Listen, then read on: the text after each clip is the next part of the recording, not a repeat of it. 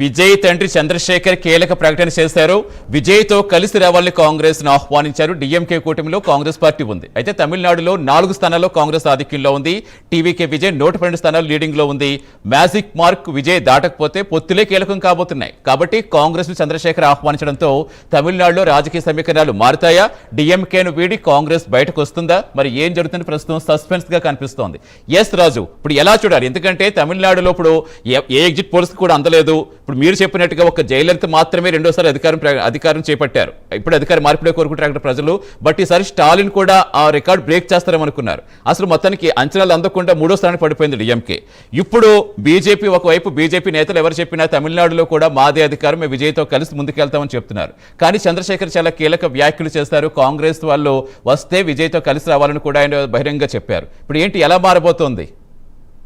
ఖచ్చితంగా సతీష్, ఇంతకుముందు గతంలో ఒక 1 అవర్ బ్యాక్ ఇచ్చినటువంటి ప్రైమ్ న్యూస్ అదే విషయాన్ని కూడా బయటపెట్టినటువంటి పరిస్థితి. సో స్పష్టమైనటువంటి మెజారిటీ లేదు ఒకటి. రెండోది వచ్చేసి ఇక్కడ ఒక విషయాన్ని మనం గుర్తించాలి. డిఎంకే స్టాలిన్ మొదటి నుంచి కూడా ఆయన ఇప్పుడు ఓడిపోతున్నాడన్న బాధ కంటే, అలాగే తన పార్టీ అధికారాన్ని కోల్పోతుందన్న బాధ కంటే, టీవీకే విజయ్ తో ఎక్కడ బీజేపీ కలుస్తుందో అనేటటువంటి టెన్షన్ ఆయన ఎక్కువగా వెంటాడుతుంది. ఎందుకంటే తమిళనాడులోకి బీజేపీ ఎంటర్ కాకూడదు.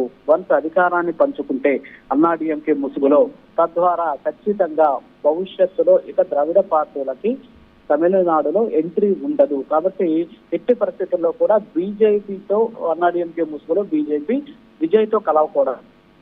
అవసరమైతే తమ కూటమిలో ఉన్నటువంటి కాంగ్రెస్ ను కావచ్చు, అంతేకాకుండా ఇది పిఎంకే ఏదైతే ఉందో ఆ పార్టీని కావచ్చు, అలాగే సిపిఐ సిపిఎం సంబంధించినటువంటి పార్టీలను కూడా, చిన్న పార్టీలను కూడా టీవీకే విజయ్ కి సపోర్ట్ చేసి తద్వారా విజయ్ ముఖ్యమంత్రి అయితే అట్లీస్ట్ వచ్చే ఎన్నికల్లో అయినా సరే ఒక అవకాశం ఉంటుంది. ఇన్ కేసు బీజేపీ కానీ ఇక్కడ కానీ ఎంటర్ అయితే, ఈ తమిళనాడు రాజకీయాల్లో కానీ ఎంటర్ అయ్యి ఇక్కడ అధికారాన్ని కానీ పంచుకోగలిగితే అన్నాడీఎంకే ముసుగులో, తద్వారా ఖచ్చితమైనటువంటి ఇబ్బందులు తలెత్తేటటువంటి అవకాశాలు ఉన్నాయి అనేటటువంటి ఒక ఆలోచనతోటి ఇప్పుడు స్టాలిన్ ఈ రకమైనటువంటి ఒక ప్రయత్నాన్ని ప్రారంభించాడు. దాదాపుగా కూడా ఇప్పుడు విజయ్ తండ్రి కూడా చేసినటువంటి కీలక వ్యాఖ్యలను బట్టి చూస్తుంటే ఆ దిశగానే అడుగులు వేసేటటువంటి అవకాశాలు అయితే మనకు కనిపిస్తున్నాయి. ఎస్ రాజు, అంటే మన జనరల్గా ఎలా చూడాలి అంటే, జనరల్గా లోకల్గా ఒక పార్టీ పెట్టినప్పుడు అక్కడ ఏ అధికార పార్టీ ఉందో దానికి ఆపోజిట్ గానే ఎక్కువగా వెళ్తూ ఉంటారు. అక్కడ అవినీతి అక్రమాలు జరిగాయంటూ పదే ప్రచారం చేసుకుంటూ వచ్చారు. ఇప్పుడు మళ్ళీ వాళ్ళతోటే జతకడితే ఎలాంటి మెసేజ్ వెళ్తున్నట్టు? అంటే మీరు అన్నట్టుగా ఇప్పుడు అంటే వేరే వాళ్ళని రానివ్వకూడదు తమిళనాడు, ఇక్కడ వాళ్ళే కంటిన్యూ కావాలనే ఆలోచన ఎక్కువగా వర్కౌట్ అవుతుందా? అందుకే ఇప్పుడు డిఎంకేతో జట్టు కడితే ఇప్పుడు మీరు అడిగినటువంటి సమస్య ఉత్పన్నమయ్యేటటువంటి అవకాశాలు ఉన్నాయి. కానీ కాంగ్రెస్ పార్టీ ఇప్పుడు కూడా ఇక్కడ అధికారంలో లేదు, కానీ అధికార భాగస్వామ్య పక్షంగా మాత్రమే ఉన్నటువంటి పరిస్థితి. సో కాబట్టి ఆ పార్టీకి ఇందాక మీరు చెప్పినట్టు 4 స్థానాల్లో ముందంజలో ఉంది.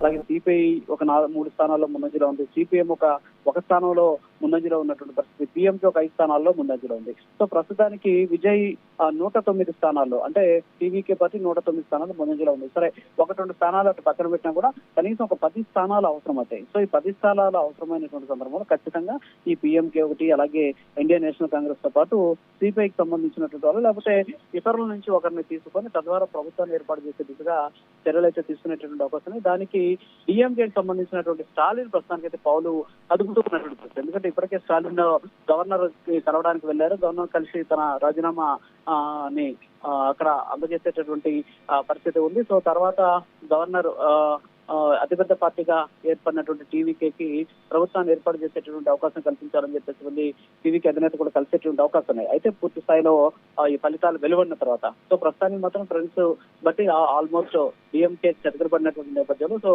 ఆయన వెళ్లి తన రాజీనామాని అందజేస్తున్నటువంటి సిచ్యువేషన్ కనిపిస్తోంది. సతీష్, ఎప్పటి నుంచో తమిళనాడు ఎన్నికల్ని దగ్గరుండి గ్రౌండ్ రిపోర్ట్కి వెళ్ళారు కాబట్టి అసలు అక్కడ బీజేపీ ఎందుకు ఎప్పటి నుంచో బలపడాలని చూస్తుంది? ఎందుకు మునిగి కోల్పోయింది అనుకోవాలి? అన్నమలై ఫ్యాక్టరీ ఎందుకు పనిచేయలేదు అనుకోవాలి?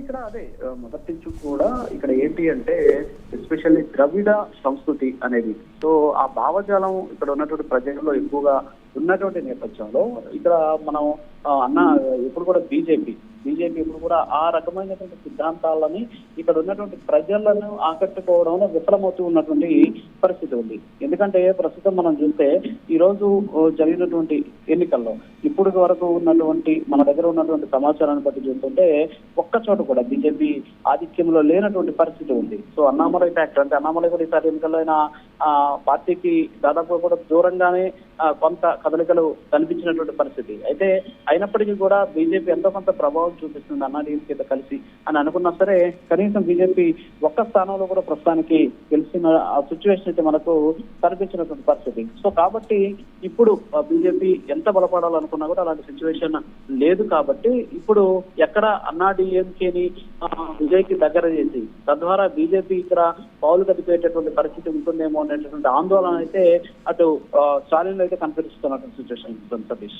ఎస్ రాజు, అంటే ఇక్కడ మనం సినిమా వాళ్ళకి తమిళ రాజకీయాలకి ఎప్పుడు కూడా సంబంధం ఎలా కంటిన్యూ అవుతుందో తెలుస్తుంది. ఇప్పుడు విజయ్ని కేవలం సినిమా స్టార్ గానే కాకుండా ఇక్కడ అనేక అంశాలు కూడా కనిపిస్తున్నాయి మనకి. ఇందాక మీరు చెప్పినట్టుగా బైనరీ పాలిటిక్స్ కావచ్చు, చెక్ పెట్టడం ద్రవిడ సిద్ధాంతం మీద గెలుపులా కావచ్చు, అలాగే కూటమిలే గెలిపిస్తే అనే సాంప్రదాయాన్ని కూడా విజయ్ చెరిపేస్తారనుకోవచ్చా? ఎందుకంటే పొత్తులు లేకుండా ఒంటరిగా వచ్చి గెలవటం తమిళ రాజకీయాల్లో అసలు ఎలాంటి మార్పు తమిళ రాజకీయాలే కాదు ఎక్కడ ఎలాంటి మార్పులకు దారితీస్తుంది అనుకోవచ్చు. ఖచ్చితంగా, ఎందుకంటే ఇక్కడ దాదాపుగా కూడా ఒక 14 పార్టీలతోటి అధికారంలో ఉన్న డిఎంకే కూటమి వెళ్తుంది. అంటే ఆల్రెడీ స్టాలిన్ గుర్తించాడు ప్రజా వ్యతిరేకత ఏ స్థాయిలో ఉందనేది గుర్తించాడు. కాబట్టి ఆయన ఏం చేశాడంటే దాదాపు 14 పార్టీలతోటి పొత్తు పెట్టుకున్నటువంటి పరిస్థితి. ఇక అన్నాడీఎంకే బీజేపీ ఆధ్వర్యంలో దాదాపు ఒక 12 పార్టీలతోటి పొత్తు పెట్టుకున్నటువంటి పరిస్థితి. కానీ ఒక్క విజయ్ మాత్రమే ఒంటరిగా పోటీ చేయడం. అసలు ఇక్కడ ఆయన కింగ్ అవుతాడా, కింగ్ మేకర్ అవుతాడా అనుకున్న సందర్భంలో అసలు ప్రభావం ఏమి ఉండదు, డిఎంకేని గెలిపించేటటువంటి ఒక శక్తిగా ఆయన మారుతాడని చెప్పేసి భావించినటువంటి పరిస్థితి. కానీ అలాంటి సిచ్యువేషన్ ఈ ఎన్నికల్లో పారలేదు. సో ఇక్కడ స్పష్టంగా మనకు కనిపిస్తోంది జన్జీ ప్రభావం ఏ విధంగా ఎన్నికల్లో కనిపిస్తోంది అనేది. ఎందుకంటే ఇటీవల కాలంలో జన్జీ అనేటటువంటి మాట మనకు ఎక్కువగా వినిపిస్తోంది. ఎందుకంటే ఆ నేపాల్లో కూడా అదే పరిస్థితి. సో నేపాల్లో కూడా జన్జీనే ఎక్కువ ప్రభావం చూపించినటువంటి సిచ్యువేషన్. ఇప్పుడు తమిళనాడులో కూడా జన్జీ ప్రభావం ఎక్కువగా ఉంది. యువత ఓటర్లు అంటే ఒక రకంగా చెప్పాలి అంటే ద్రవిడ సంస్కృతి, ద్రవిడ సాంప్రదాయాలు, సాంప్రదాయాలు ఇవన్నీ తెలిసినటువంటి ఒక తరం వాళ్ళు వెళ్ళిపోయి కొత్త తరం ఈ రోజు ఓటు హక్కు పొందడం, అంతేకాకుండా రాజకీయ పరమైనటువంటి పరిజ్ఞానాన్ని పెంపొందిస్తూ ఉన్నటువంటి పరిస్థితులు.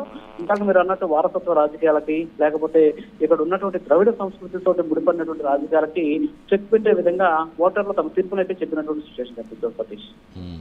Right Raju, thank you. మళ్ళీ కాసేపటికి మళ్ళీ మీతో